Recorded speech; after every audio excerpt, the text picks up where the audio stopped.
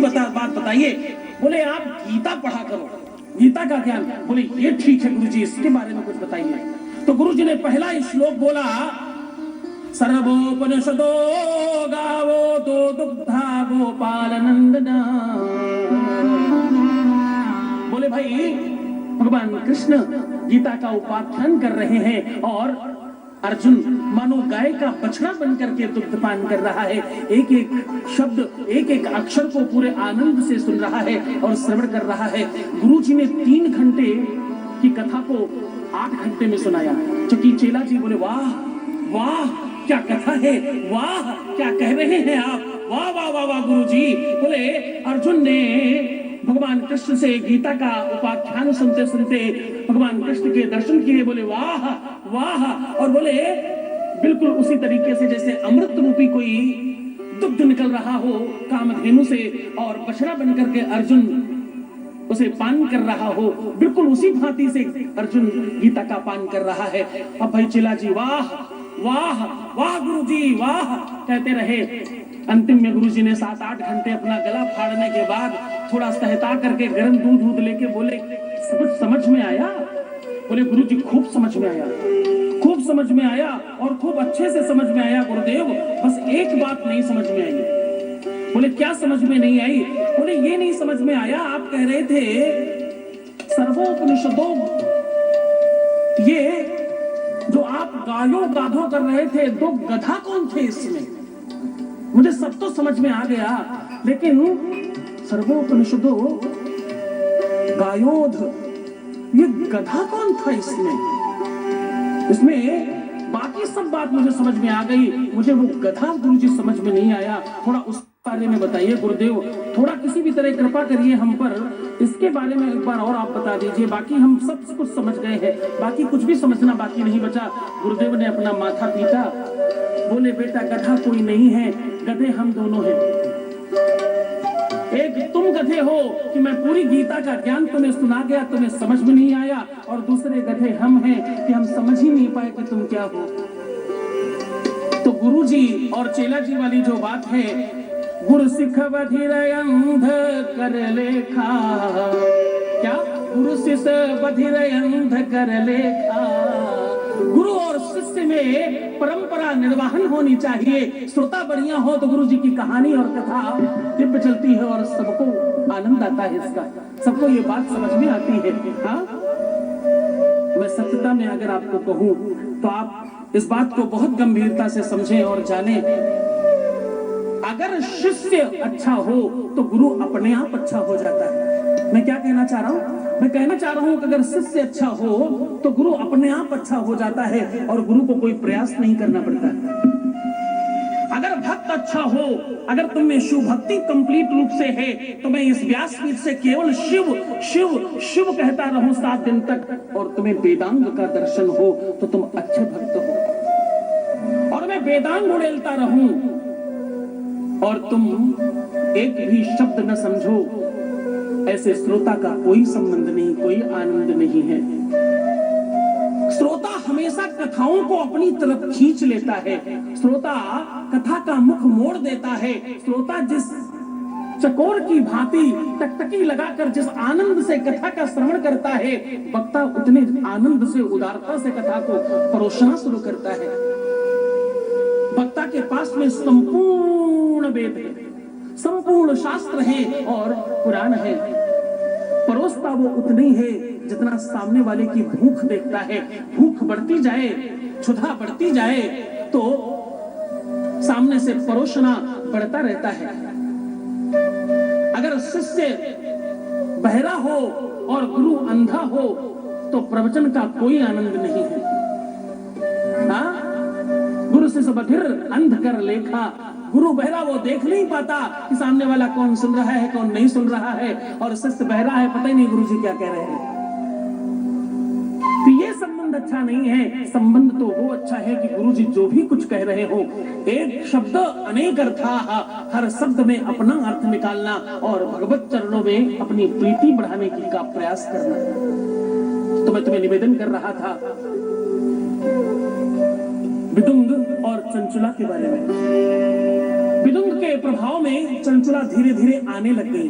मैंने कहा ना, स्त्री पुरुष के प्रभाव में आ जाती है। हाँ, क्योंकि काजल की कोठरी में, क्योंकि काजल की कोठरी में इतनो सयानो जाए, काजल की कोठरी में इतनो सयानो जाए, काजल की एक कलिक लागी है पे लागी है। कितना ही समझदार इंसान खराब संगति में प्रवेश कर जाए तो कुछ न कुछ प्रभाव उसके ऊपर आ ही जाता है। संगत से गुण आता है, संगत से गुण जात, पांच खास और मिश्री एक ही भाव विकास। विदुंग के प्रभाव में चंचला भी आने लग गई। अब स्थिति क्या हुई? विदुंग तो पदभ्रष्ट था ही, चंचला को भी पदभ्रष्ट कर दिया। विदुंग ने चंचला को ज्ञान दिया, देवी तुम्हारा रूप स्वरूप बड़ा सुंदर है, क्यों नहीं तुम नगर सेठों को अपने रूप लावण्य और सौंदर्यता में के बांध फांस में बांधो और मैं उससे धन की उगाही करूं। तुम अपनी सौंदर्यता में उसे आकर्षित करो और मैं उससे धन का लाभ ले सकूं और उससे धन लूट सकूं। चंचला को पहले ठीक नहीं लगा, लेकिन धीरे धीरे विदुंग प्रयास करता रहा तो चंचला का मन वैसा हो गया। अब दोनों ही पथभ्रष्ट हो गए और दोनों ही अपने मार्ग से कुमार्गगामी हो गए। सारे के सारे ग्राम में, क्षेत्र में अब इनका नाम प्रचलित हो गया कि ये दोनों कुमार्गी हैं। एक दिन विदुंग का अपराध और उसका पाप उसके सर पर चढ़कर बोला और किसी नगर के सेठ के यहाँ जाकर के उसने कुछ दुष्टता करी और वो पकड़ा गया और वहां वो मारा गया। उसकी पिटाई इतनी ज्यादा हुई, उसके सर पर चोट लगी और वो मर गया। अब ध्यान समझना, विदुंग मर गया, चंचला अकेली है, लेकिन चंचला वही कर्म कर रही है अभी जो विदुंग सिखा कर गया है। एक दिन रात्रि में चंचला सो रही है और बहुत दिनों से विचार करते करते कि मेरे पति का कोई जवाब नहीं आया, कोई सूचना नहीं मिली, उनके बारे में कोई पता नहीं लग पा रहा है कि वो कहाँ है, कोई कृपा करे, कहीं से कोई ऐसा साधन पता चले मेरे पति कहाँ है तो मैं जाकर उनको लेकर आऊं। सोते सोते ये विचार कर रही है और स्वप्न में विदुंग का दर्शन हुआ। विदुंग आया और बहुत रोने लगा, देवी देवी मुझे बचाओ, मुझे मेरी रक्षा करो, मेरी सुरक्षा करो और मेरा अंतिम संस्कार करो, देवी मैं मर चुका हूं। ये बात सुनते ही चंचला के आंखों से अश्रुपात हो रहे हैं। चंचला सो तो रही है, देख तो स्वप्न नहीं है, लेकिन ये सपना मैं कहूं बिचारी हुई है, सत्य गए दिनचारी, ये सपना सत्य प्रतीत हो रहा है। चंचला रो रही है। विदुंग कहता है, देवी मुझे बचाओ, मेरी रक्षा करो, मेरी सुरक्षा करो, मैं मर चुका हूं, मेरा अंतिम संस्कार करो देवी और मुझे प्रेत योनि से बचाओ, मैं प्रेत योनि में आ गया हूं। देवी चंचला, प्रेत योनि कोई साधारण योनि नहीं है, प्रेत योनि वो योनि है जहां जीवन का सबसे निकृष्ट फल प्राप्त होता है। देवी यहाँ खाने को दुर्गंधदायक कीचड़ खाने को मिलता है और पीने के लिए जो घरों से गंदा पानी निकलता है और एक जगह जाकर महीनों सड़ता रहता है, उसके बाद वो पानी पीने को मिलता है। और देवी मेरा शरीर बहुत बड़ा हो गया है प्रेत होने की वजह से, लेकिन उसमें जितनी क्षुधा हो उससे बहुत थोड़ा सा मिलता है, उससे ज्यादा कुछ मांगो तो गर्म कोयला हमारे मुंह में डाल दिया जाता है। देवी सांस लेने के लिए हवाएं चल रही हैं, मैं स्वयं एक हवा बन जाता हूं, लेकिन खुद की श्वास लेने के लिए एक सुई की नोक के बराबर की जगह है जहां से मुझे श्वास लेनी पड़ती है। और देवी बिस्तर की जगह पर कीटाणुओं से भरा हुआ तालाब है जिसके ऊपर लिटा दिया जाता है और उसके ऊपर शयन करना पड़ता है, तो कीड़े खाते रहते हैं धीरे धीरे। देवी बड़ी विषमता है यहाँ, आज लग रहा है कि मैंने सत्कर्म क्यों नहीं किया, आज मुझे लग रहा है जो पूर्वज कहते हैं दान करो मैंने क्यों नहीं किया, आज मुझे पता लग रहा है कि मैंने दूसरों का धन क्यों हड़पा, आज मुझे लग रहा है कि मैं कुमार्ग पर क्यों गया और मैंने धर्म क्यों नहीं किया। देवी धर्म करो, तुम धर्म की पत्नी हो, तुम धर्म पत्नी हो, इसलिए तुम्हारा कर्तव्य है मेरे लिए धर्म करो। आज प्रेत समझा रहा है, गौर से समझना। मर जाने के बाद स्थिति विषम हो जाती है तो प्रेत योनि में, लेकिन उसकी ज्ञान इंद्री खुल चुकी है और उसे पता चल रहा है कि मैंने क्या अपराध किए हैं। आज वो चंचुला को समझा रहा है कि देवी धर्म करो, सत्कर्म करो और श्रेष्ठ काम करो, मेरी अंत्येष्टि कराओ और मेरा अंतिम संस्कार कराओ, मुझे मोक्ष दिलाने का साधन करो देवी। मैं तुम्हारा पति हूं, तुम्हारा नैतिक कर्तव्य बनता है। देवी मैं तुमसे प्रार्थना कर रहा हूं, मेरा कोई नहीं है, मैंने किसी के लिए कभी कोई शुभ काम नहीं किया है, मेरी सच्ची निष्ठा से प्रीति से तुमको चाहा है, तुमको प्रेम किया है, तुम्हारा कर्तव्य है मुझे इस परिस्थिति से, इस स्थिति से मुझे बाहर निकालो देवी। मैं बड़ी विषमता में हूं और तुम बारंबार चंचुला को रो रो कर गुहार लगा रहा है। देवी मुझे बचाओ, मेरे लिए श्राद्ध कर्म करो, मेरे लिए नंदी मुख श्राद्ध कराओ, मेरे लिए पूजन कराओ, मेरे लिए धर्म कराओ और मेरे लिए कोई शुभ काम कराओ, किसी भी तरह से मुझे मोक्ष दिलाओ देवी। चंचुला रात भर सो नहीं पाई, बार बार स्वप्न आता, बार बार आंख खुलती, फिर स्वप्न आता, फिर आंख खुलती और सवेरे उठ करके ये स्वप्न उन्होंने पास के किसी पंडित जी को बताया। पंडित जी ने कहा आपने बिल्कुल सही समय पर कहा है, कल से शिव महापुराण प्रारंभ होने जा रही है, इसमें तुम कुछ और नहीं कर सकती, तो एक दिन का ही यजमान पद ग्रहण कर लो। जो भी तुमसे हो सके, जो भी तुम्हारी सामर्थ्य हो, तुम अपने से व्यवस्था करके लाओ। चंचुला ने जैसे तैसे घर की कुछ महंगी चीजों को रखकर कुछ धन इकट्ठा किया और मंदिर में जाकर के कुछ धन दान दे करके आई। दान देते समय चंचुला ने कहा गुरुदेव ये सारा का सारा धन बुरे कर्मों से आया हुआ है, इसमें कोई पाप तो नहीं लगेगा? तो पंडित जी ने बड़ी सुंदर बात कही, बोले अपात्र दीयते दानम तत्तानम दान समृतम। बोले तो तुमने दुष्कर्म करके भी अगर धन कमाया है, उस धन को शुद्धि करने का साधन भी तो धर्म है, या तो जहां से लाए हो उसको वापस देकर आओ। तो बोली मुझे पता नहीं है कि मेरा पति कहां से लाया है। तो बोले उसे धर्म में लगाओ, सत्कर्म में लगाओ, श्रेष्ठ कार्य में लगाओ, वो धन भी शुद्धि होगा। धन और बल और मन और बुद्धि और चित्त और आपका तन, ये धर्म करने से सिद्ध होता है। चंचुला सहयोगी बनी और शिव महापुराण का वाक्य प्रारंभ हुआ। 7 दिन की कथा में 5 दिन की कथा चंचुला ने सुनी और चंचुला ने इसमें पाप विमोचन कथा सुनी। क्या सुना? पाप विमोचन कथा सुना। उन्होंने ये देखा कि अगर स्त्री पदभ्रष्ट हो जाए तो क्या साधन होता है और उसका क्या समाधान है और उसके क्या पाप कर्म है, उसका फल क्या प्राप्त होता है।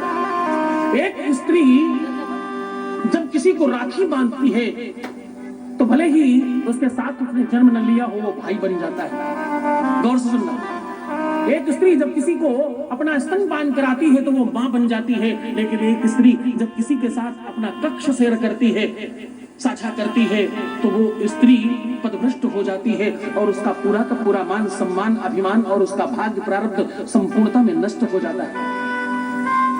कार्मिक अकाउंट कहते हैं इसे, अगर एक बार खराब हो जाए तो सब कुछ बर्बाद हो जाता है और इसका फल ये मिलता है कि अगले जन्म में आपको कुदृष्टि का शिकार होना पड़ता है और बुरे कर्मों में लिप्त होना पड़ता है।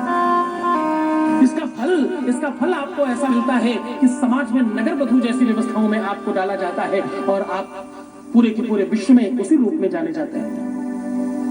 इसका फल ऐसा कि आपको ऐसे पशु पक्षी का जीवन मिलता है जहां जाकर के आपको केवल यही एक काम करना है। तो नाना प्रकार की वो कथाओं को सुनकर कर चंचुला के मन में ग्लानि हुई और उसके समाधान के संदर्भ में उपाय करने लगे, क्योंकि शिव महापुराण अकेली ऐसी पुराण है जिसमें केवल और केवल तुम्हारे पापों का फल नहीं, उससे बचने के साधन भी बताए जाते हैं। बुरे से बुरा कर्म हो गया हो, भगवान शंकर के ऊपर दूध चढ़ाना शुरू करो। दूध चढ़ाने से तुम्हारे बुरे कर्म समाप्त होते हैं। दूध चढ़ाने से पुण्य की वृद्धि होती है और दूध में अगर 5 चीजें डालकर चढ़ाया जाए तो दुनिया में किसी भी प्रकार का पाप ताप हुआ हो वो समाप्त हो जाता है। दूध में काली मिर्च, इलायची, जायफल, लौंग और एक आखिरी चीज तेज पत्ता, ये 5 चीजों को डाल करके अगर दूध भगवान शंकर पर चढ़ाया जाए, ऐसा करने से आपके वो जो 5 तत्व हैं शरीर में, उन 5 तत्वों के समूह से जो भी पाप ताप हुए हैं वो समूल विनाश हो जाते हैं। बोले शंकर भगवान की। अब धीरे धीरे इन 5 दिनों में ही चंचुला का शरीर अचानक शिथिल पड़ गया और किसी ऐसी बीमारी ने घेर लिया जिस कारण से डॉक्टर कह रहे हैं आजकल कभी भी तुम स्वधाम जा सकती हो। आज आखिरी कथा सुन रही है चंचुला और चंचुला के मन में विचार आया कि मैंने क्यों नहीं सत्कर्म किया। जीवन धीरे धीरे ढलंग रहा है। अगर भजन किया होता, अगर सत्कर्म किया होता मेरे पति ने, तो उसकी ये दशा नहीं होती। और मैं कैसे ढूंढूं मेरा पति कहां है और जहां जाकर के मैं उसके शरीर का अंतिम संस्कार करूंगा। तो उसके मन में वो विचार आया, चली जा रही है उम्र धीरे धीरे, चली जा रही है उम्र धीरे धीरे, चली जा रही है उम्र धीरे धीरे, चली जा रही है उम्र धीरे धीरे, पल पल युवा हो पहर धीरे धीरे, पल पल युवा हो पहर धीरे धीरे, चली जा रही है